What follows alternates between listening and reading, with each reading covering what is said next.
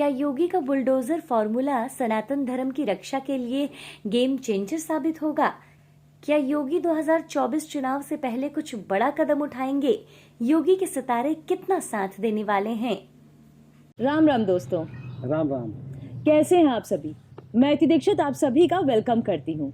हमेशा की तरह आज भी हम आपके लिए एक बहुत ही रोचक विषय लेकर के आए हैं और हमेशा की तरह सभी प्रश्नों का उत्तर देने के लिए हमारे साथ मौजूद है आचार्य राजीव शुक्ला जी। राम राम गुरु जी। राम राम। राम राम। आप सभी का बहुत ही स्नेह, बहुत ही प्रेम हम लोगों को मिलता रहता है।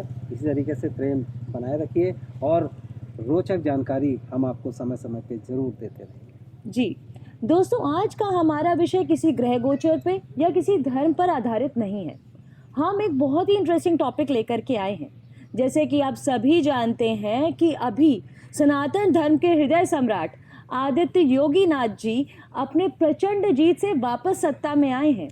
तो आज का हमारा विषय उन्हीं के ऊपर है।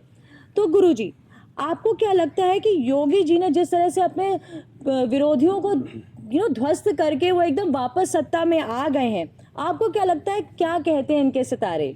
और क्या ये आगे 2024 के लिए ये एक यलगार है, शुरुआत है, क्या चीज़ है? आप क्या कहना चाहेंगे इनकी कुंडली को देख के? देखिए, सबसे पहले मैंने अपने पुराने भी वीडियोस में, अगर आप लोग हमारे वीडियोस फॉलो कर रहे हैं तो उनमें मैंने बताया था और योगी जी की कुंडली के बारे में भी प्रेडिक्शन दिए थे, जो कि अक्षरशः सही हुए और प्रचंड जीत उनको सब लोगों को अब विदित है कि हासिल हुई है।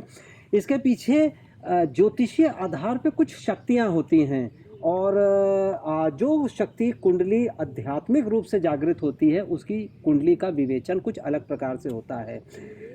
लोग करते क्या है, इन जनरल कर देते हैं और उस कुंडली को जनरल प्रकार से एनालाइज करते हैं, लेकिन कुछ विशेष योग देखने से चूक जाते हैं। तो हमारी नज़र उधर ही पे पड़ी।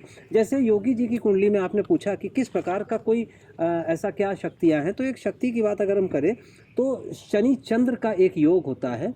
वो बहुत ही बड़ा योग होता है अगर वो तीसरे, छठे या 11वें भाव में हो।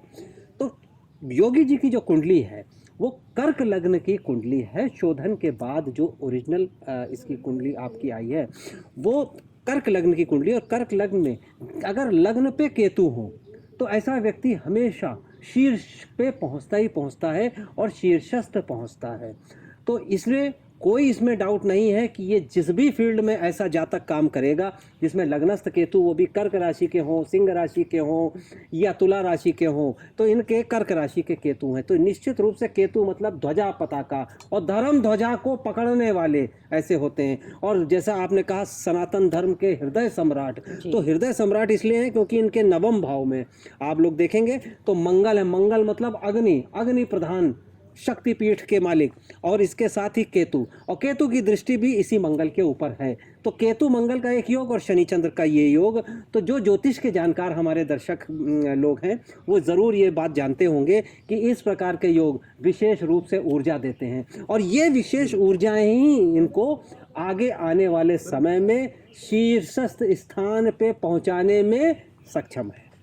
जी गुरु जी, जैसे कि हमारे दर्शक हमसे हमेशा कमेंट्स के जरिए कुछ सवाल पूछते हैं या फिर हमारे फेसबुक, इंस्टाग्राम पे हमें पर्सनली मैसेज करते रहते हैं, तो उसी में से एक जो हमारे सब्सक्राइबर हैं सलिल सिंह जी, उन्होंने पूछा हमसे कि योगी जी सनातन धर्म के प्रति होने वाले षड्यंत्रों को आगे कुचल पाएंगे? इनके सितारे कितनी मदद करेंगे इनके निर्णय को लेकर? एकदम से ऐसा कुछ चीज़ें आपके सामने जैसे हैं। इनका राजयोग जो है वो मैं सबसे पहले बता दूं अक्षुण है। और राजयोग का मतलब क्या होता है कि जो भी राजयोग अगर होता है और शक्तिशाली होता है तो उसके निर्णय को लोगों को ग्राह्यता होती है, यानी कि इनके निर्णय लोग मानते हैं। तो एक बहुत बड़ी आबादी ऐसी होगी जो इनके निर्णयों के पीछे खड़ी होगी। और राजनीति में आप सबको मालूम है कुछ अपोजिशन भी होती है, लेकिन अपोजिशन के भाव में इनके सूर्य हैं। तो जब छठे भाव में सूर्य होते हैं तो ऑपोजिशन की बहुत ज़्यादा चलती नहीं है या कम चलती है। उग्र हो सकती है ऑपोजिशन लेकिन ज़्यादा चलती नहीं है। तो अब आपने पूछा जैसे कि सनातन धर्म में ये क्या करेंगे, तो धर्म का चिन्ह या प्रवज्जा योग लगा हुआ है। प्रवज्जा योग जब होता है तो शनि चंद्र साथ में होते हैं और पुनर्फु योग भी कह देते हैं। इस प्रकार से ऐसा व्यक्ति जो है इसका घर परिवार इसकी इसके पास कोई भी रिस्पॉन्सिबिलिटी या ये कह लीजिए घर परिवार नहीं होता, लेकिन पूरा संसार ही ऐसे व्यक्ति का घर परिवार होता है। तो एक प्रकार से ये साधु योग लगता है। ये बेसिकली एक बहुत ही साधु की कुंडली है। और एक बात और भी अच्छी है, चूंकि सनातन धर्म के ये रक्षक भी हैं, तो इनके जो भी डिसीजन आगे होंगे इनके विरोधियों के ऊपर जरूर बहुत भारी पड़ने वाले हैं। और इसके बाद ये भी है कि इनके विरोधी अब थोड़ा सा, चूंकि समय ऐसा है, अगर शनि में शनि लगे और ऐसे व्यक्ति की कुंडली में जिसमें शनि सप्तमेश और अष्टमेश हैं, आप लोग देख रहे होंगे, यानी 7th हाउस लॉर्ड और 8th हाउस लॉर्ड और एकादश में हैं, तो अभी तक जो शत्रु भी थे वो इनको अब इनके साथ धीरे धीरे लामबंद होने लगेंगे। आप लोग चौंक जाएंगे कि योगी जी के आने वाले समय में कैसे कैसे चाहने वाले बढ़ने वाले हैं। जो बिल्कुल इनके धुर विरोधी थे, आप पाएंगे कि इनके साथ खड़े हैं। ये है कुंडली की ताकत। तो इसलिए इनके जो भी डिसीजन होंगे वो डिसीजन जल्दी जल्दा कोई मना नहीं कर पाएगा, ग्राह्यता इनकी बढ़ेगी। जी गुरुजी, तो मैं उम्मीद करती हूँ सलिल जी आपको आपके प्रश्न का उत्तर मिल गया होगा। तो गुरुजी इसी के साथ हम आगे बढ़ते हैं। हमारी एक और व्यूअर हैं मीनाक्षी जी, जिन्होंने ये पूछा है कि क्या योगी जी की कुंडली में प्रधानमंत्री बनने का योग है, क्या वो पीएम बन सकते हैं? शीर्षस्थ पद तो हमारे सबसे पहले तो हमारे दर्शकों को बड़ा, आप लोगों को बड़ा स्नेह, आप हमारा बड़ा बृहद परिवार हैं, हमारा सामाजिक परिवार है। आप लोग प्रश्न पूछते हैं, कौतूहल होता है, और हमारी कोशिश रहती है कि आपके कौतूहल को एग्जैक्ट बताएं। जो आपको कहीं और नहीं मिलेगा हम आपको एग्जैक्ट बता देंगे। इसलिए बिल्कुल निसंकोच होकर आप प्रश्न पूछिए। तो आपके प्रश्न पे चलते हैं। तो इसमें आप ये देखिए कि प्रधानमंत्री की अगर जहाँ तक बात है तो ये बताता है शीर्षस्थ पद।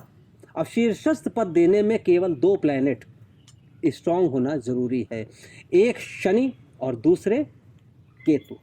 अब आपके शनि एकादश भाव में है, अपने राजयोग कारक राशि में है, यानी कि वृषभ राशि इनकी योग कारक राशि होती है, और वृषभ राशि के भी राजयोग कारक योग कारक शनि होते हैं, वहाँ पे हैं। साथ में उच्च के चंद्र हैं, राजयोगों को देने वाले चंद्र होते हैं। चंद्र अगर पुष्ट होते हैं तो राजयोग बली होते हैं। तीसरी बात, लग्न पे केतु। केतु मैंने जैसे पहले बताया ध्वजा पताका, यानी शीर्षस्थ पद पे लहराता हुआ ध्वजा पताका, ये देखा जा रहा है। और अगर आपने पूछा है तो वैसे ये थोड़ा सा जल्दी होगा प्रेडिक्ट करना, लेकिन इनकी कुंडली में इतनी शक्तियां हैं कि ये इस देश का शीर्षस्थ पद संभाले, और संभालने में इनकी कुंडली सक्षम भी दिख रही है। क्योंकि केतु, और उसके अलावा ज्ञान की बात, केवल शक्ति ही नहीं, शक्ति के साथ ज्ञान भी जरूरी होता है। तो ज्ञान के क्षेत्र यानी बुद्धि भाव में गुरु और बुध हैं, और गुरु और बुद्ध ही बुद्धि के स्वामी होते हैं। इसलिए प्रचंड विद्वान व्यक्ति हैं ये। तो प्रचंड विद्वान व्यक्ति साथ के साथ राजयोग, तो कोई भी बड़ा पद कोई बहुत मुश्किल नहीं है। जी बिल्कुल। तो आशा करती हूँ मीनाक्षी जी आपको अपने प्रश्न का उत्तर मिला होगा। दर्शकों से मैं गुजारिश करती हूँ कि वो अपने प्रश्न हमारे कमेंट्स पे मैसेजेस के थ्रू हमसे पूछ सकते हैं। इससे हम ज़्यादा कनेक्टिंग फील करेंगे और हम और भी इंटरेस्टिंग चीज़ों के साथ आपके सामने आ सकते हैं। तो गुरुजी इसी के साथ हम आगे बढ़ते हैं। एक और सवाल है जो कि पूछा गया मेरी नामा राशि से, किसी का नाम अदिति है जिसने ये पूछा है। तो वो पूछती हैं, योगी जी के विरोधी पार्टी के भीतर जो षड्यंत्र चल रहे थे वो इस चुनाव के साथ खत्म हो गए, या अभी आगे कुछ और षड्यंत्र भी दिख सकते हैं, या कुछ और भी हो सकता है इसके आगे? देखिए, योगी जी के साथ और योगी जी के अपोजिशन, एक समय ऐसा था, चूंकि अभी शनि में शनि की महादशा लगी है।